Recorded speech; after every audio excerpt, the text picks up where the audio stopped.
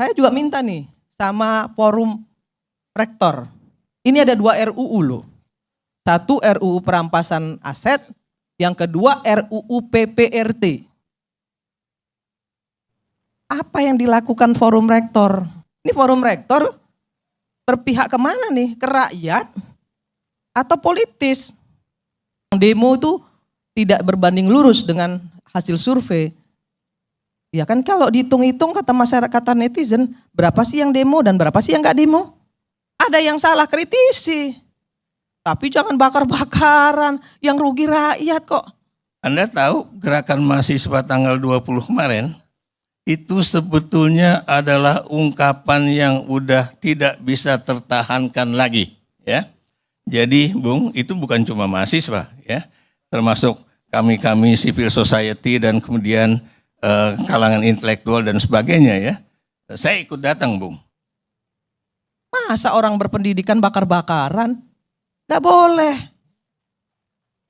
Nggak boleh. Ya kan? Bikin malu.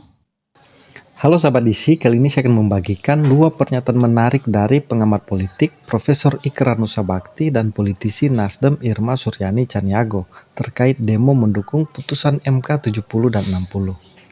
Yang menarik, Prof. Ikrar mengaku mendukung demo tersebut bahkan ikut terlibat bersama elemen kampus lainnya. Sedangkan Irma mengkritik demo tersebut karena mengklaim mewakili rakyat. Tapi secara objektif kalau dinilai yang tidak ikut demo masih lebih banyak dibanding yang demo. Bahkan Irma menantang secara khusus ke forum rektor yang disinyalir mendukung demo tersebut untuk juga melakukan aksi nyata terkait undang-undang atau RUU perampasan aset koruptor dan RUU perlindungan pekerja rumah tangga atau PPRT. Karena 2 RUU tersebut paling urgent dan dibutuhkan karena menyangkut kepentingan publik. Sementara putusan MK yang didemo barusan hanya lebih condong menguntungkan partai tertentu. Untuk lebih jelasnya, yuk kita simak bersama video berikut ini. Ini saya juga mengatakan ya pada Bung Faisal juga. Anda tahu gerakan mahasiswa tanggal 20 kemarin itu sebetulnya adalah ungkapan yang udah tidak bisa tertahankan lagi, ya. Jadi, Bung, itu bukan cuma mahasiswa, ya. Termasuk kami civil society dan kemudian kalangan intelektual dan sebagainya, ya. Saya ikut datang, Bung. Dan apa yang dilakukan sekarang, kenapa kemudian juga didukung oleh mahasiswa dan juga gerakan pro demokrasi termasuk kampus, karena memang Anda tahu apa yang terjadi pada 2023 yang lalu, ya, itu seakan-akan kampus itu dilecehkan, seakan yang namanya guru-guru besar itu boleh dikatakan tidak diperhatikan, seakan-akan kami yang kemudian menjadi bagian dari civil society yang pro demokrasi ini dianggap sebagai orang bawel, ya, atau orang yang suka ngeritik, ya, dan kemudian tidak memberikan jalan keluar yang terbaik. Bang Effendi Ghazali, yang demo itu tidak berbanding lurus dengan hasil survei.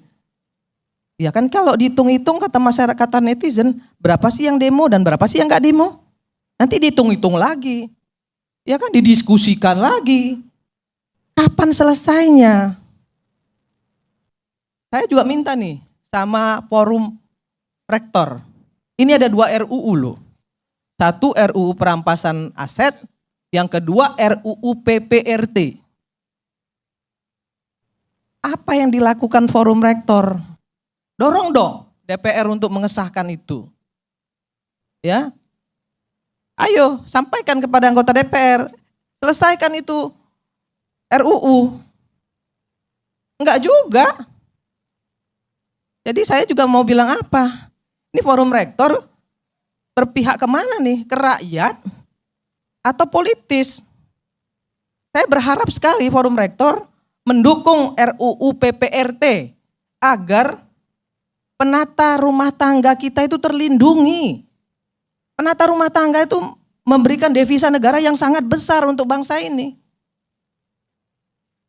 Manila yang namanya Filipina itu, Angku, devisa negaranya itu dari PPRT.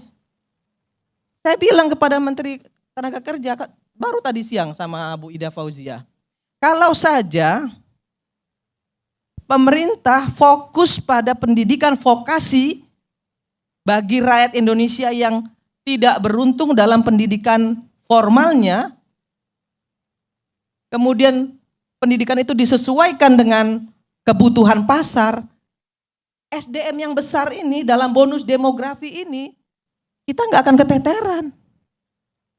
Kita kan nggak akan, hutang kita nggak akan sebesar ini. Tapi apa yang kita lakukan? Kan nggak ada juga. DPR sampai hari ini nggak ngesah-ngesahin kok. Itu RUU PPRT itu masih di tangan pimpinan DPR kok sampai hari ini. Dan kami Maju Perempuan Indonesia protes karena itu. Apa yang dilakukan DPR? Nggak ada juga. Saya anggota DPR loh. Tapi bagi saya, nggak ada salahnya juga saya mengkritisi DPR. Tapi mengkritisinya juga konstruktif. Kalau kita hanya ingin saling menyalahkan, caci maki, nggak selesai-selesai. Kapan berhentinya? Kapan kita mau membangun negara ini? Kapan kita mau melaksanakan semua program-program pemerintah? Ada yang salah, kritisi. Tapi jangan bakar-bakaran, yang rugi rakyat kok. Masa orang berpendidikan bakar-bakaran? Gak boleh.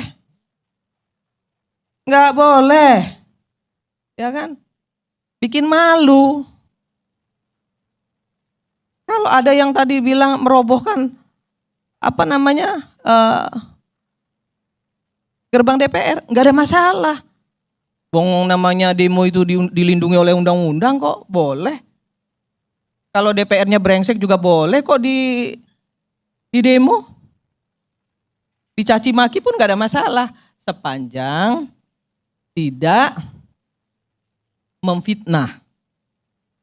Caci maki aja, memang kondisinya seperti itu. Bayangin ya, ini partai politik ini, yang penting bagi partai politik hari ini dapat kursi, bisa masuk parlemen. Mau pecandu, mau koruptor, mau yang saya udah nggak tahu lagi deh. Yang punya otak, nggak punya otak, masuk semua. Yang penting bisa bawa kursi. Hancur negara ini kalau yang namanya parlemennya seperti ini. Kan begitu. Perbaiki partai politiknya, perbaiki kaderisasinya. Pilih benar-benar anggota yang benar-benar bagus. Ada aktivis yang bagus, punya otak, mau membangun bangsa ini, nggak punya finansial, ya dorong dong, bantu. Jangan malah anaknya si A, pengusaha si B, masuk semua ke DPR. Nanti sampai di dalam DPR, apa yang terjadi? Cuma jadi follower. Tanya tuh Dedi. Enggak, Ded? Follower datang duduk, bawa makanan, dibawain sama asistennya. Duduk aja. Giliran kunjungan kerja cepet. Ya itu isi DPR kalau partai politik nggak memperbaiki. Perbaiki dong. Saya sedih ngelihatnya gitu. Sedih loh aku. Bagaimana kita bisa berharap kalau parlemen kita seperti ini? Apa terus itu yang salah Jokowi juga? Bukan saya membela Jokowi, enggak. Ada banyak kesalahan mungkin yang dibuat beliau.